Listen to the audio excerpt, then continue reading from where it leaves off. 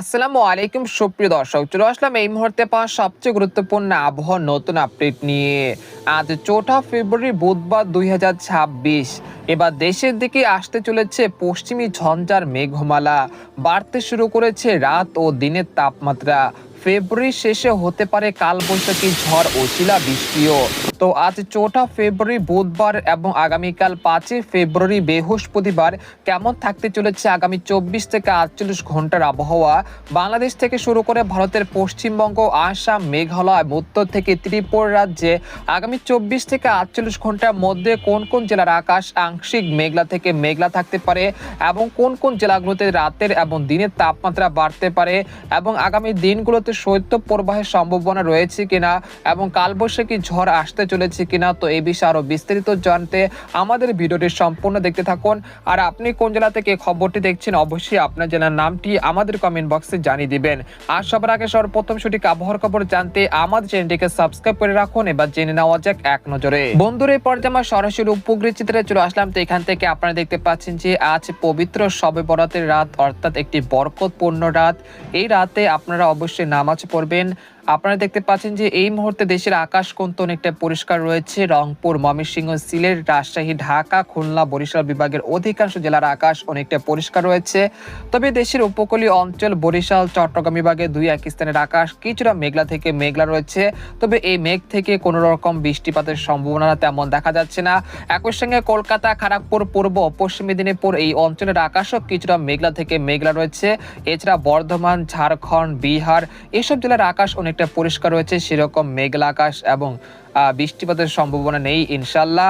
এছাড়া ভারতের আল্লাহাবাদ এই অঞ্চলে একটি পশ্চিমী ঝঞ্ঝা অবস্থান করছে এবং সেটা উপরের দিকে চলে যাচ্ছে, অর্থাৎ নেপালের দিকে চলে যাচ্ছে। এর প্রভাবে বাংলাদেশ এবং পশ্চিমবঙ্গে কোনো রকম বৃষ্টি বা ভারী বৃষ্টিপাতের কোনো সম্ভাবনা পাওয়া যাচ্ছে না।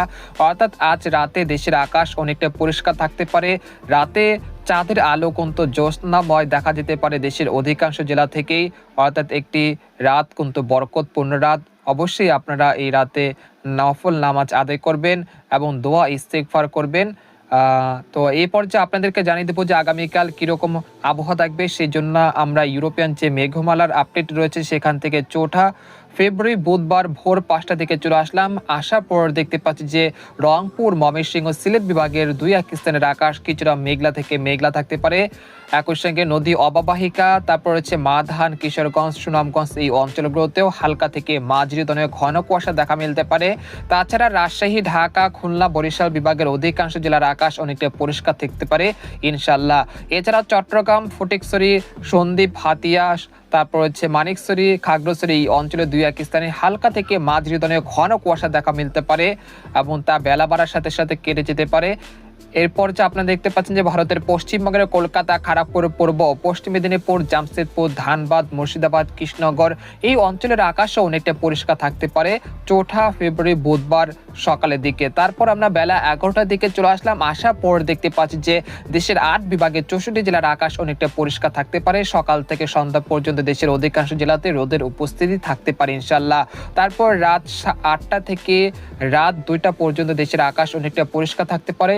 এর পরের দিন অর্থাৎ 5 ফেব্রুয়ারি বৃহস্পতিবার চলে আসলাম। আসার পরে দেখতে পাচ্ছি যে এখানে রংপুর, ময়মনসিংহ, রাজশাহী, ঢাকা, খুলনা, বরিশাল, চট্টগ্রাম ভারতের পশ্চিমবঙ্গে বিভিন্ন জেলার আকাশ অনেকটা পরিষ্কার থাকার সম্ভাবনা রয়েছে। সকাল থেকে সন্ধ্যা পর্যন্ত দেশের অধিকাংশ জেলাতে রোদের উপস্থিতি থাকতে পারে ইনশাল্লাহ। তারপর 6 থেকে 7 ফেব্রুয়ারি দেশের আকাশ অনেকটা পরিষ্কার থাকতে পারে এবং এরকম পরিস্থিতি আগামী 12 ফেব্রুয়ারি পর্যন্ত চলমান থাকতে পারে। অর্থাৎ দেশের আকাশ অনেকটা পরিষ্কার, কিছু কিছু জেলাতে আংশিক মেঘলা থাকলেও এই মেঘ থেকে কোনো রকম বৃষ্টিপাতের সম্ভাবনা তেমন দেখা যাচ্ছে না।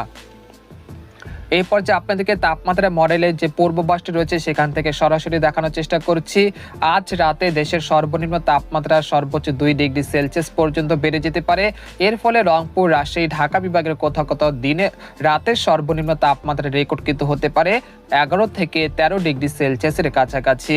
এছাড়া ময়মনসিংহ, সিলেট, খুলনা, বরিশাল, চট্টগ্রাম এই অঞ্চলগুলোতে রাতের সর্বোচ্চ তাপমাত্রা বাড়তে পারে প্রায় 2 থেকে 3 ডিগ্রি সেলসিয়াস পর্যন্ত। তারপর 4 বা 5 ফেব্রুয়ারির পর থেকে দেশের তাপমাত্রা ধীরে ধীরে হ্রাস পেতে পারে। 5 থেকে 6 বা 7ই ফেব্রুয়ারি খুলনা, বরিশাল, চট্টগ্রাম বিভাগের বিভিন্ন অঞ্চলে শীতের তীব্রতা অনেকটা বৃদ্ধি পেতে পারে। তারপর আগামী 8ই ফেব্রুয়ারি বা 9 ফেব্রুয়ারি পর থেকে শীতের তীব্রতা কিছুটা কমে যেতে পারে এবং চলতি মাসের শেষ দিকে অর্থাৎ ফেব্রুয়ারি মাসের শেষ দিকে বাংলাদেশে কালবৈশাখী ঝড়, শিলাবৃষ্টি, বজ্রপাতের আশঙ্কা রয়েছে। তবে সেটা কবে নাগাদ হতে পারে এখনো তা নিশ্চিতভাবে বলা যাচ্ছে না, তাই আপনারা আতঙ্কিত না হয়ে সতর্কতা থাকবেন। এছাড়া আগামী 12 তারিখ পর্যন্ত দেশের এবং বাংলাদেশ, পশ্চিমবঙ্গ, আসাম, মেঘালয় সবকটি জেলার আকাশ অনেকটা পরিষ্কার থাকতে পারে এবং বঙ্গোপসাগরে স্বাভাবিক থাকতে পারে। তাই যারা মাছ ধরার ট্রলার নিয়ে গভীর সাগরে যেতে চাচ্ছেন তারা যেতে পারেন, কোনো সমস্যা নেই ইনশাল্লাহ। তো আজকের খবর এখানে শেষ করতে চাচ্ছি। সবাই ভালো থাকবেন, সুস্থ থাকবেন। আল্লাহ হাফেজ।